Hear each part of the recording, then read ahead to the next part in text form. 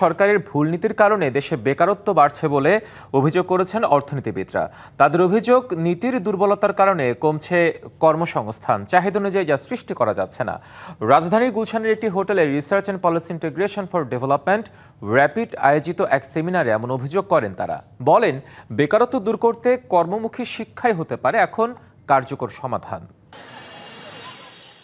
তরুণ ও শিক্ষিত বেকার এখন দেশের সম্পদ না হয়ে বরং বোঝা হয়ে দাঁড়িয়েছে।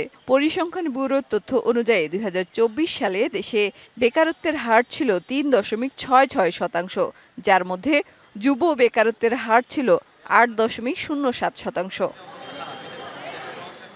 তথ্য বলছে একই সময়ে কমেছে নারীর কর্মসংস্থানও।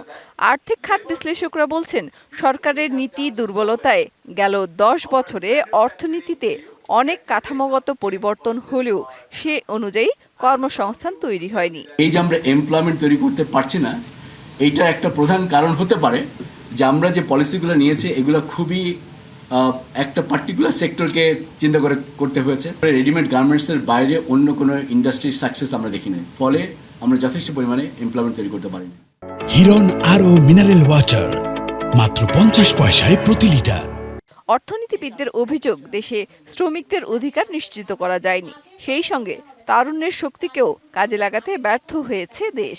ওয়ার্কারদের রাইটের কথাও চিন্তা করতে, এবং সেই জায়গাটাতে যদি আমরা ফোকাস করতে চাই তাহলে সেই ওয়ার্কারদের প্রোডাক্টিভিটি যেটা, সেই প্রোডাক্টিভিটি এনহ্যান্সমেন্টের জন্য আসলে উদ্যোগগুলো নিতে হবে, এবং সেই উদ্যোগগুলো কিন্তু এনাফ যতটুকু নেওয়ার দরকার ততটুকু কিন্তু নেওয়া হয়নি। আলোচকরা বলছেন, নীতির দুর্বলতায় যে সংকট তৈরি হয়েছে তার সমাধানের পথ হলো কর্মমুখী শিক্ষা। 70% of the curriculum or subjects that are taught in National University, এই যে প্রায় 4.5 লাখ যে বাইরে হচ্ছে, এর মধ্যে 70% হচ্ছে একেবারেই জব মার্কেট আনরিলেটেড জিনিস, like sociology, Islamic history, philosophy or whatever. তারা তো জব পাওয়ার কথাই না। বাংলাদেশে এখন একটা অবস্থা দাঁড়িয়েছে, শিক্ষার প্রাতিষ্ঠানিক বিস্তার হচ্ছে, বাট হিউম্যান ক্যাপিটাল তৈরি হচ্ছে না, যার জন্য এখনো ঘুরে ফিরে ওই দুইটা cheap labour sector, RMG and remittance, এটার উপরই এখনো আমরা আটকে থাকার একটা প্রবণতা আছে। এ সময় কর্মসংস্থান তৈরি হয় এমন উন্নয়ন প্রকল্প নেয়ার পরামর্শ দেন অর্থনীতিবিদরা।